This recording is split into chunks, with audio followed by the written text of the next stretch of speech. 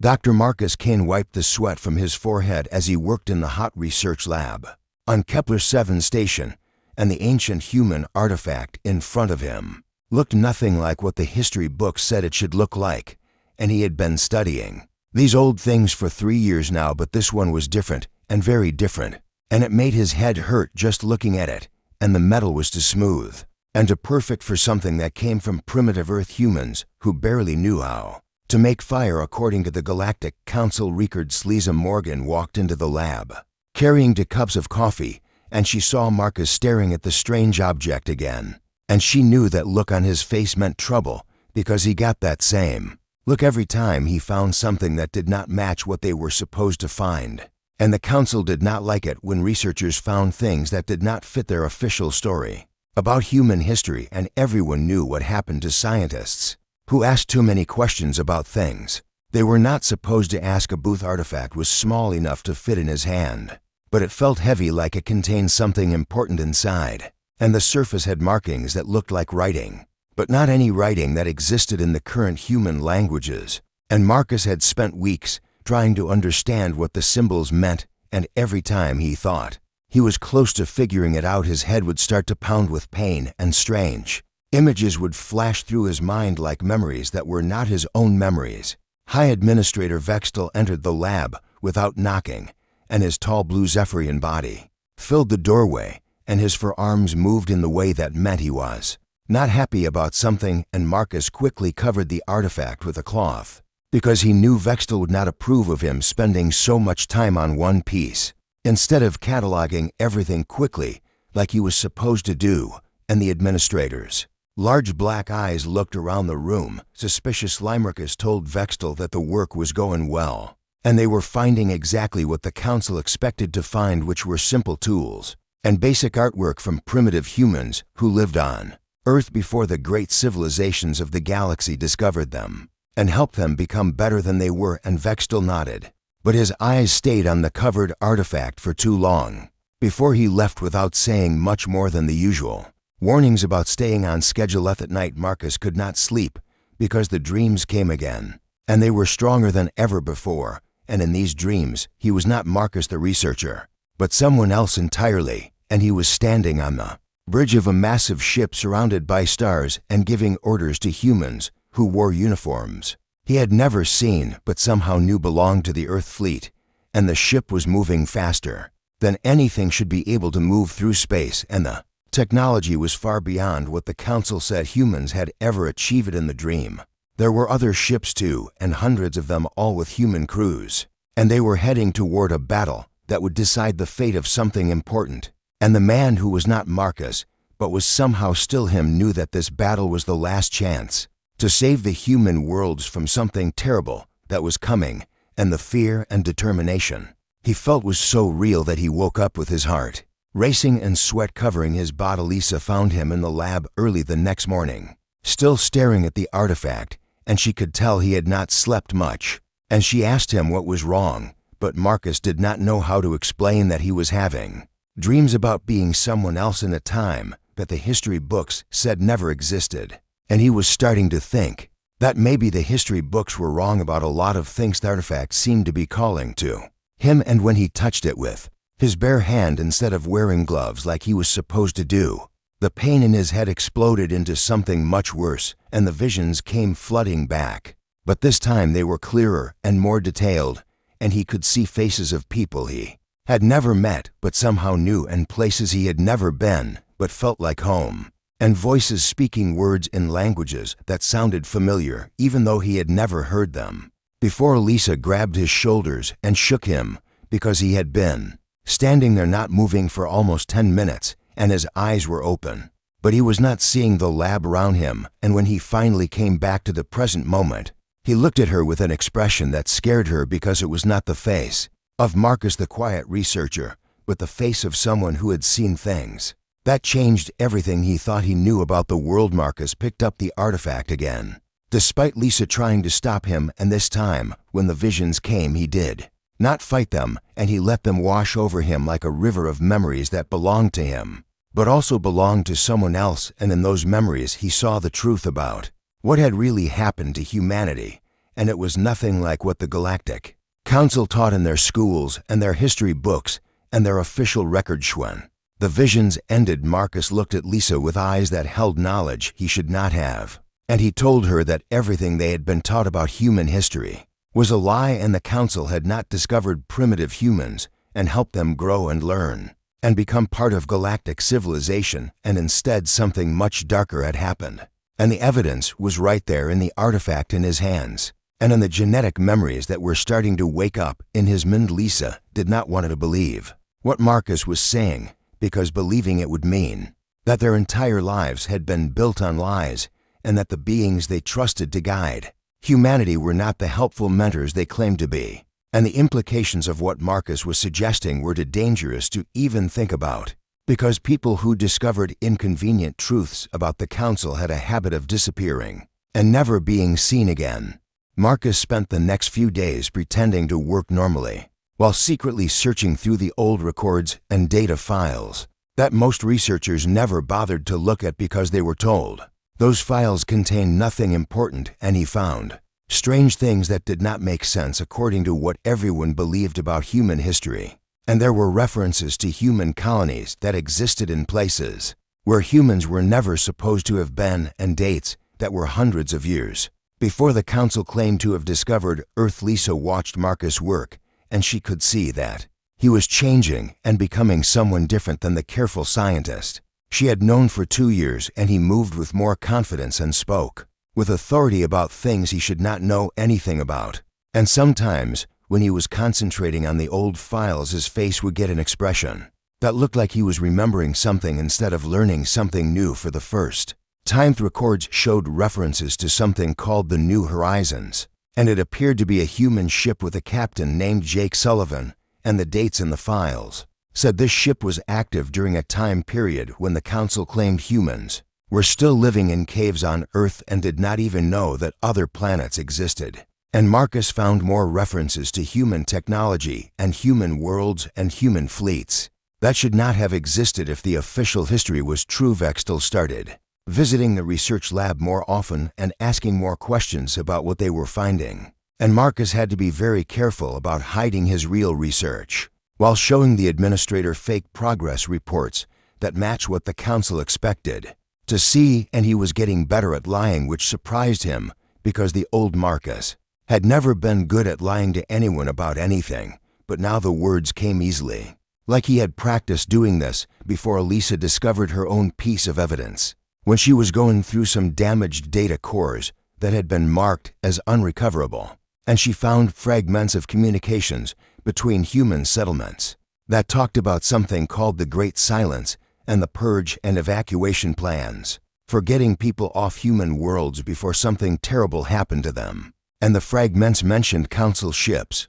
and Council weapons being used against human targets. When Lisa showed Marcus what she had found, he looked at the data fragments and nodded like he already knew what they would contain, and he told her that the Great Silence was not some natural disaster that destroyed human civilization like the history books claimed, and instead it was a deliberate attack by the Council to wipe out human presence in the galaxy, and the few humans who survived had their memories changed so they would forget what had really happened. Marcus explained that the dreams he was having were not dreams at all, but genetic memories that had been passed down through human DNA from the survivors of the original human civilization. And these memories were starting to activate in some humans whose genetic makeup contained the right triggers, and he was one of these humans. And there were others scattered across the galaxy who were starting to remember things they had never lived through, but their ancestors had experienced. Lisa did not want to believe what Marcus was telling her,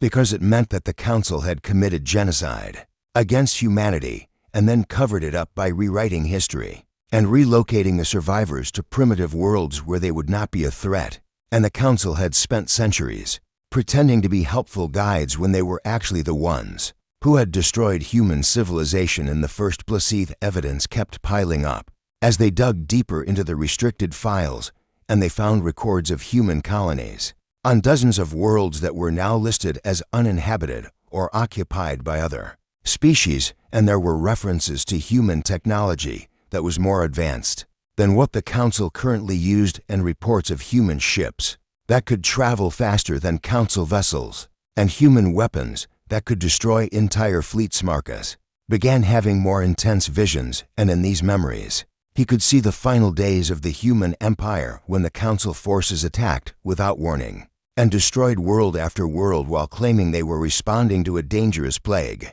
that required quarantine, and he could feel the desperation of the human defenders, who knew they were fighting not just for their lives, but for the right of their species to exist as free beings. In the Galactic visions showed him Captain Jake Sullivan and the crew of the New Horizons as they evacuated as many humans as possible from the dying worlds and tried to find safe places to hide the survivors. And Sullivan was a man who understood that the Council would not stop until every trace of independent human civilization was erased from existence, and the only hope was to scatter the survivors and hope that someday they would remember who they really were. Lisa started having her own strange experiences when she handled some of the artifacts, and she began seeing flashes of memories that felt real even though she knew she had never lived through them, and the memories showed her human cities that were beautiful and advanced and filled with people who moved among the stars like they belonged there,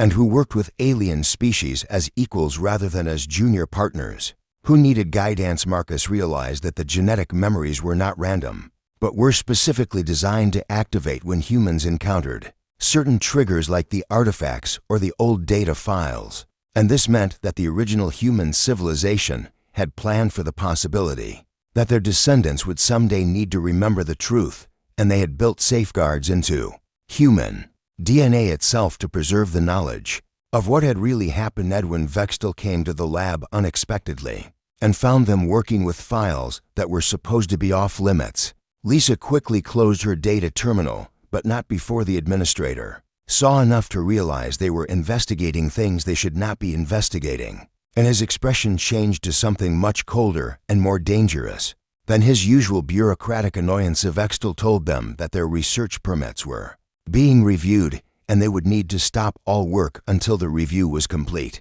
and he ordered them to turn over all their files and data cores immediately. And Marcus knew this was not a review but a shutdown, and they were in serious danger because the Council did not allow anyone to discover inconvenient truths about their version of galactic history. That night, Marcus packed the most important artifacts and data files into a portable container and told Lisa they needed to leave the station immediately because Vextel would not be satisfied with just stopping their research, and people who knew too much about Council secrets had a tendency to suffer accidents or simply disappear. And Lisa finally understood that Marcus was not being paranoid but was trying to save both their lives. The Human Who Remembered a Forbidden Past. Part 3. Marcus and Lisa escaped from Kepler 7 station on a supply transport that was heading to a mining colony on the edge of Council space. And during the 3-day journey, Marcus explained more about the memories that were flooding back to him, and he told Lisa that they were not alone,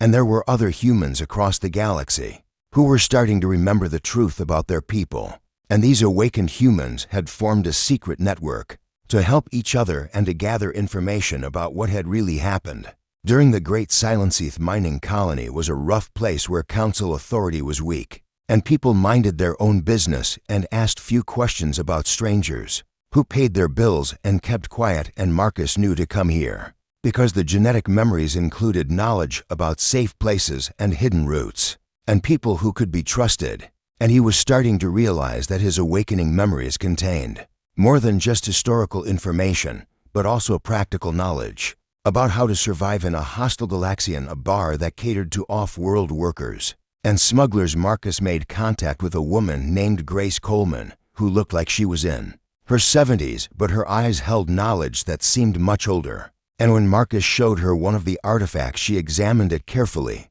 and then looked at him with an expression that mixed relief with sadness, and she told him she had been waiting a long time to meet someone else who remembered the old days. Grace led them to a hidden room beneath the bar where the walls were covered with star charts and photographs and documents that showed the real extent of human civilization before the purge. And she explained that she was one of the few humans who had lived through the Great Silence, and had never had her memories wiped, because she had been off-world when the Council forces attacked her home planet, and she had spent the last 3 centuries building a network of humans who were starting to remember their true heritage. The photographs showed human cities that were larger and more advanced than anything that existed in current galactic civilization, and there were pictures of human fleets that filled the space around entire star systems, and images of terraformed worlds where humans had created gardens among the stars. And Grace explained that humanity had been the first species to develop reliable,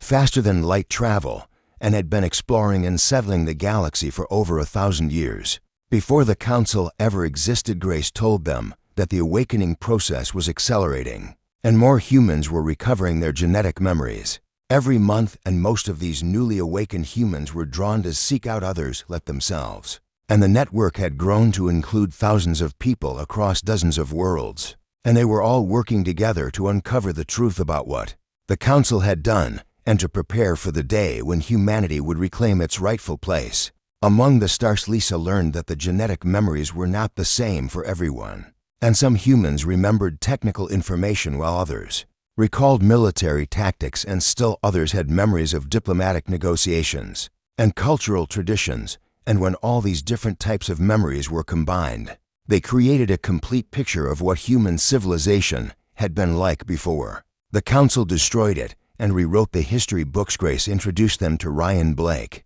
who had been a cargo pilot for 15 years but was actually a former military officer, whose awakening memories included detailed knowledge of human military technology and tactics. And Ryan had been using his position as a pilot to move awakened humans around the galaxy and to transport artifacts and information that the network was collecting, and he had also been secretly mapping the locations of hidden human installations that might have survived the purgery, and showed them evidence that the Council had not been as thorough as they thought in destroying human civilization. And there were still functional human bases scattered throughout the galaxy in places that were too remote or too dangerous for the Council to have found. And these hidden installations contained technology and weapons and ships that could challenge the Council's military superiority if they could be activated and brought back online. The network had been trying to locate these hidden bases for decades, but the job was dangerous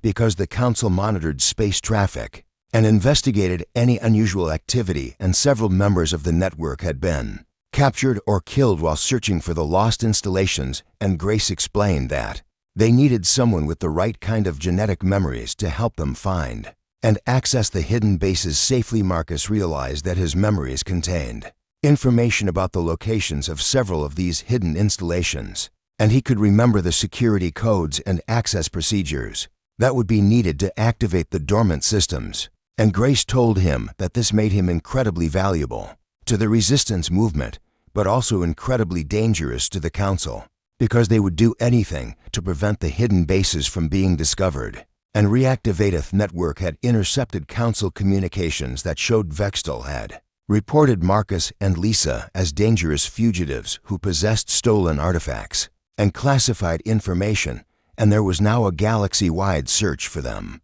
with orders to capture them alive if possible, but to eliminate them if they could not be taken into custody. And Grace warned them that they could never return to their old lives because the Council would never stop hunting them, and offered to take them to one of the hidden bases that Marcus's memories indicated was still functional. And he explained that the journey would be dangerous because they would have to travel through sectors of space that were heavily patrolled by Council forces, and they would need to use smuggling routes and illegal jump points to avoid detection. And even then, there was no guarantee they would reach their destination safely. Grace gave them supplies and false identification documents that would help them blend in with regular space traffic, and she also gave them a communication device that would allow them to stay in contact with the network and to call for help if they got into trouble. And she warned them that if they were captured, they should not try to protect the network, because the Council had ways of making people talk that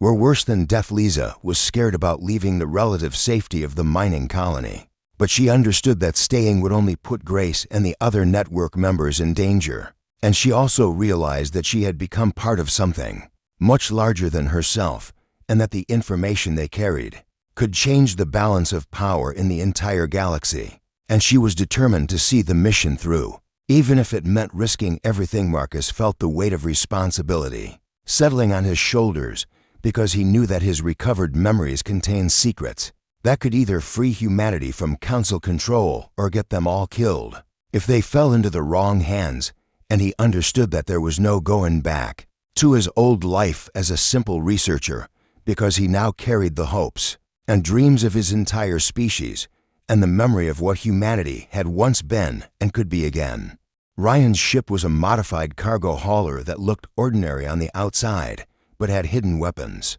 and advanced sensors that could detect council patrols long before they could detect him. And the journey to the coordinates from Marcus's memories took 5 days through dangerous space, where they had to constantly change course to avoid military checkpoints and automated surveillance drones that would have reported their presence to Council headquarters. Hidden base was located inside a nebula that interfered with most scanning equipment and made navigation extremely difficult, and Ryan had to rely on Marcus's genetic memories to guide them through the swirling clouds of gas and cosmic dust that would have destroyed a normal ship. But the base had been built in this location specifically because it was almost impossible to find unless you knew exactly where to look. When they finally reached the coordinates, Marcus felt a strange sense of recognition as they approached what looked like a small asteroid, but was actually a carefully disguised space station that had been hidden for over 300 years, and his memories told him the access codes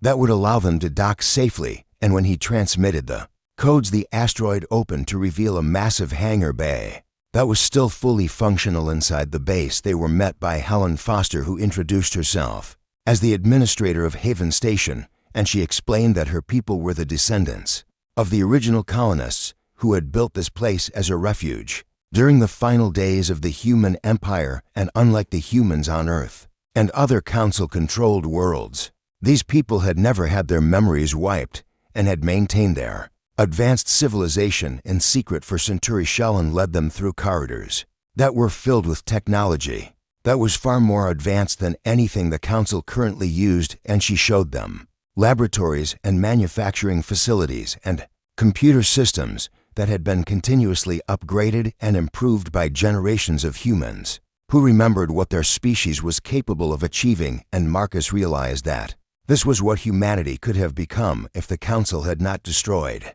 their civilization. People of Haven Station had been monitoring Council communications for decades, and they knew about the systematic suppression of human history and the mind-wiping programs that had been used to turn free humans into obedient subjects. And Helen explained that they had been waiting for the right time to make contact with the outside galaxy, but they needed to be sure that enough humans had awakened to their true heritage before they revealed themselves. And showed them records that proved the Council had not just defeated humanity in a war, but had systematically erased all evidence of human achievements from galactic history. And many of the technologies that other species claimed to have invented had actually been developed by humans centuries earlier, and the Council had stolen these innovations and given credit to their own member species while claiming that humans were too primitive to have created anything of value. Marcus learned that his genetic memories contained activation codes for ancient human defense platforms that had been hidden throughout the galaxy during the final days of the human empire, and these weapon systems were still functional and could be used to defend human worlds if they were ever reactivated. And Helen told him that he was the first person they had encountered who possessed the complete set of codes needed to bring all the systems online. Defense platforms had been disguised as natural objects like asteroids and moons, and they had been equipped with self-repair systems that had kept them operational for centuries, while they waited for someone with the proper authorization codes to activate them. And each platform was armed with weapons that could destroy entire fleets, and they were positioned at strategic points throughout the galaxy where they could protect important human settlements. Lies had discovered that the people of Haven Station had been secretly helping other awakened humans across the galaxy by providing them with technology and information that would help them remember their true heritage, and they had also been working to locate and rescue humans who had been identified as potential threats by the Council, and several hundred people had been brought to safety at hidden bases like this one. Helen explained that the Council was not a unified organization, but was dominated by two main factions, and the Zephyrian Empire wanted to completely eliminate humanity because they saw humans as a threat to their military supremacy, while the Nexian Trade Federation preferred to keep humans as controlled subjects who could be exploited for labor and resources. But both factions agreed that free and independent humans could not be allowed to exist. Records at Haven Station showed that humanity had once been the most advanced and widespread species in the galaxy, and human colonies had existed on thousands of worlds, and human ships had explored regions of space that other species had never reached, and human scientists had made discoveries that formed the foundation of modern galactic civilization. But all of this had been erased from the official history as Marcus realized that the artifact he had found on Kepler 7 station was actually a master key that could be used to access all of the hidden human installations across the galaxy. And when he combined it with the genetic memories in his DNA, he could unlock weapons and technologies that would give humanity the power to challenge Council authority and reclaim their rightful place as a free and independent species. Sheldon told them that Council forces were getting closer to discovering Haven Station because their search for Marcus and Lisa had led them to investigate remote areas of space that they had previously ignored. And it was only a matter of time before they found the nebula and realized that it contained a hidden base, and when that happened, the people of Haven Station would have to choose between fighting and fleeing. Grian suggested that they should activate some of the defense platforms immediately to show the galaxy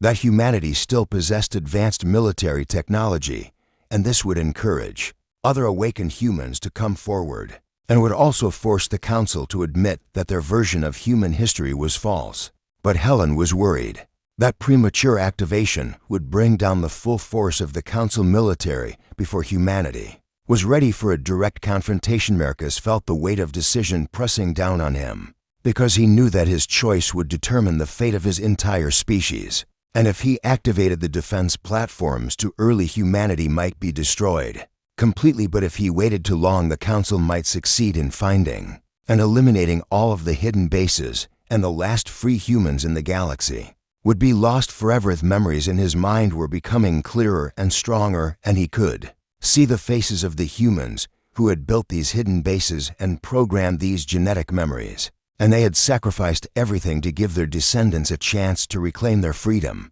And Marcus knew that he could not let their sacrifice be meaningless, even if it meant risking everything in a desperate gamble for humanity's future. High Administrator Vextel had been tracking the fugitives through intercepted communications and bribed informants, and he finally located the nebula where they had disappeared. And he assembled a massive Council fleet with orders to destroy whatever they found, because he suspected that Marcus Kane possessed information that could threaten the entire foundation of Council authority, and he could not allow that information to reach other humans who might use it to challenge the official version of galactic history. Marcus made the decision to activate the first defense platform, despite Helen's concerns, because his genetic memories were showing him visions of Council ships massing at the edge of the nebula, and he knew they had very little time before Haven Station would be discovered and destroyed. And he used the master artifact to send the activation signal to the nearest hidden weapons platform,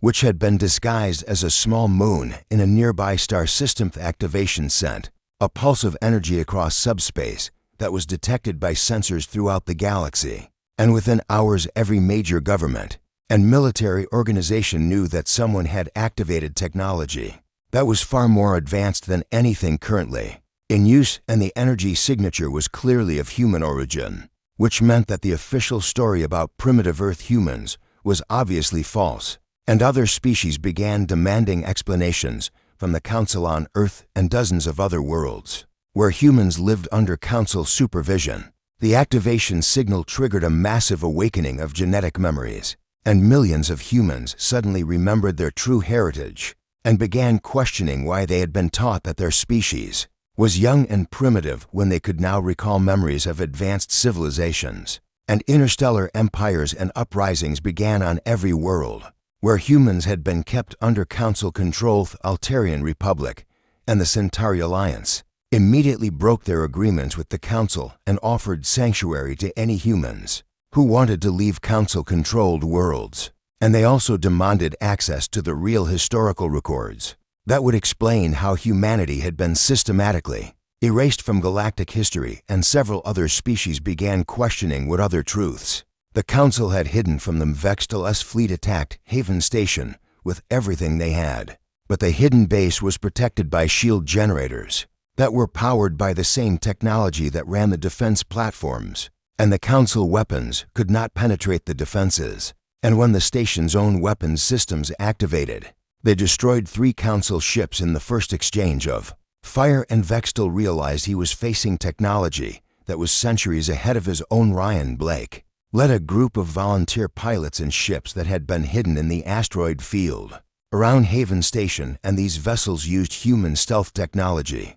and advanced weapons to harass the council fleet, while Helen Foster coordinated with other hidden bases to begin activating additional defense platforms. And within hours, human weapon systems were coming online throughout the galaxy. Marcus discovered that the final defense platform contained not just weapons, but a complete archive of human scientific and cultural achievements that had been preserved as evidence of what humanity had contributed to galactic civilization. And this archive contained proof that humans had invented faster than light travel and terraforming technology, and most of the other innovations that the council claimed had been developed by their own member species. Grace Coleman used the Resistance Network to broadcast the contents of the human archive to every world in the galaxy, and the revelations caused a political crisis as species after species realized that their own histories had been altered to give credit to council members for discoveries that had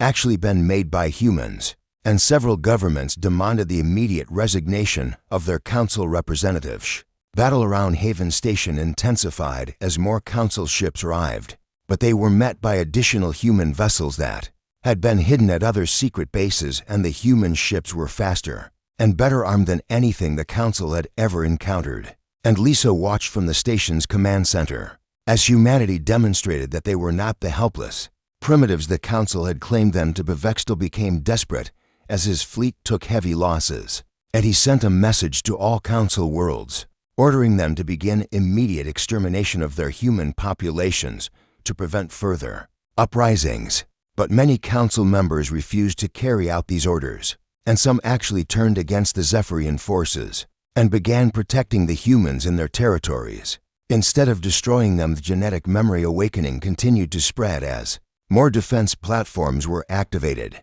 and humans across the galaxy began remembering not just their history, but also their technical knowledge and military training. And on dozens of worlds, human populations began organizing themselves into effective fighting forces that could challenge council authority and demand their freedom. Marcus realized that the activation of the defense platforms had done more than just provide humanity with weapons, and it had also restored the collective memory of the human species and given them back their identity as a free and independent people. And he could see that there was no going back to the old system, where humans were treated as subjects rather than equals. And Foster coordinated with other human leaders to establish a provisional government that could speak for humanity in negotiations with other galactic powers. And she also began organizing the evacuation of human populations from worlds where they were still in danger from council forces, and the hidden bases were used as staging areas for rescue operations that saved millions of people. The council faced complete collapse as member species abandoned the organization and demanded new leadership and new policies that would treat all species as equals rather than maintaining the old system, where a few powerful species controlled everyone else. And Vextal found himself commanding a fleet that was shrinking by the hour as ships deserted or switched sides to join the growing alliance against council. Authoritarian Blake led successful attacks on council supply lines and communication networks that disrupted their ability to coordinate their remaining forces. And he also worked with other human military leaders to establish safe corridors that would allow human refugees to reach the protection of allied worlds. And the momentum of the conflict was clearly shifting in favor of the humans. And their allies. Marcus stood in the command center of Haven Station, watching displays that showed human ships and human worlds coming back to life across the galaxy. And he knew that his decision to activate the defense platforms had changed everything, and humanity would never again be forced to live as subjects, under the control of others, and the genetic memories that had seemed like a burden were now revealed to be the key to his species' freedom and future. The final battle came when Vextal led the last loyal Council forces in a desperate attack on Earth itself, hoping to destroy the symbolic heart of humanity and force the awakened humans to surrender. But the planet was now protected by defense platforms that had been hidden in the asteroid belt and on the moon for centuries. And when the Council fleet approached, they were met by weapons that made their own technology look primitive and outdated. Grace Coleman had returned to Earth to help coordinate the defense of humanity's birth world, and she stood on the command deck of a human battleship that had been hidden beneath the ocean for 300 years and watched as the ancient weapons systems that she remembered from her youth came online to protect the world where their species had first reached for the stars. And she felt a deep satisfaction knowing that the long wait was finally over. Marcus used his complete set of genetic memories to access the master control system that linked all of the defense platforms across the galaxy, and he was able to coordinate their fire to create an impenetrable shield around every human world, while simultaneously launching counterattacks that destroyed Council military bases and freed human populations that had been held prisoner for generations. And the effectiveness of the human response shocked even their allies. The revelation that humanity possessed such advanced technology caused a complete restructuring of galactic politics, and many species that had been forced to accept Council authority because they feared military retaliation now realized that they had other options, and they formed new alliances with humanity and other free peoples who wanted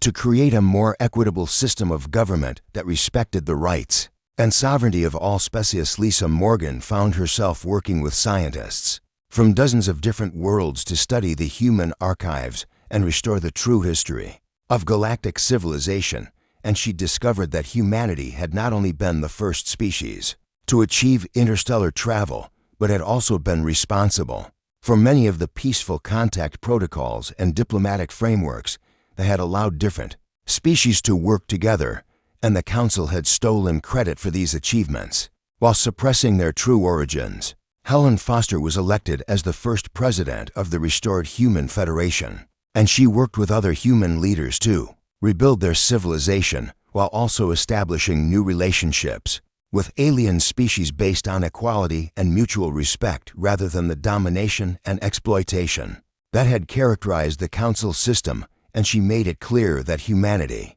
would never again allow themselves to be subjugated by anyone. If Council forces that remained loyal to Vextal were systematically defeated as their supply lines were cut, and their bases were captured by combined human and allied fleets, and the Zephyrian administrator himself was eventually cornered in his flagship and given a choice between surrender and destruction, and when he chose to fight to the end, his ship was destroyed by weapons that his own people had once used to massacre human civilians. Rian Blake led the efforts to locate and rescue human populations that were still scattered across the galaxy, and he used the network of hidden bases and the restored human fleet to mount operations that brought millions of people back to freedom. And many of these rescued humans had maintained fragments of their genetic memories, even under Council control, and they were able to contribute additional pieces to the puzzle of their species' lost history. The new Galactic Federation that emerged from the collapse of the Council was based on principles that humanity had originally developed during their first expansion into space, and every member species had equal representation and voting rights, and no single group was allowed to dominate the others. And the Federation's laws were designed to prevent the kind of systematic oppression and historical revision that the Council had practiced for centuries. Marcus became the first human ambassador to the new Federation, and he worked to establish diplomatic relations with species that had never been allowed to interact with humans during the Council era. And many of these species were amazed to learn that humanity had actually been exploring the galaxy longer than almost anyone else and had developed many of the technologies and cultural practices that were now considered standard. Throughout civilized space, the genetic memory awakening continued to spread, even after the fighting ended and humans discovered that their ancestors had not only preserved historical information, but had also embedded technical knowledge and cultural wisdom that would help their descendants rebuild and improve upon what had been lost. And the combination of recovered memories and new discoveries led to rapid advances in science and technology that benefited all species. Grace Coleman lived to see the first new human colony ships launch from Earth in over 300 years, and she watched from the observation deck of a space station as vessels filled with young humans set out to reclaim worlds that their ancestors had once called home. And she knew that the long exile was finally over, and her people were free to take their rightful place among the stars. Hidden installations that had preserved human civilization during the dark centuries were converted into research centers and manufacturing facilities that produced the ships and equipment needed to rebuild human worlds and restore human colonies. And the technology that had been developed in secret was now shared freely with allied species who had supported humanity's fight for freedom. Lisa worked with historians from across the galaxy to create new textbooks and educational materials that told the true story of how different species had contributed to galactic civilization. And she made sure that the crimes of the Council were fully documented so that future generations would understand the importance of protecting freedom and preventing any one group from gaining too much power over others. Marcus often returned to Haven Station, where he had first learned the truth about his people, and he would stand in the command center where he had made the decision to activate the defense platforms and remember how it felt to carry the weight of his entire species' future. And he knew that the choice had been right because humanity was now free to determine its own destiny. The final scene showed Marcus standing on the observation deck of a human starship as it prepared to leave Earth's solar system and begin exploring regions of space that had been forbidden to humans for centuries. And he could feel the genetic memories of his ancestors guiding him toward new discoveries and new adventures, and he smiled knowing that humanity had not only survived their darkest hour, but had emerged stronger and wiser, and ready to help build a better galaxy for all species who valued freedom and truth.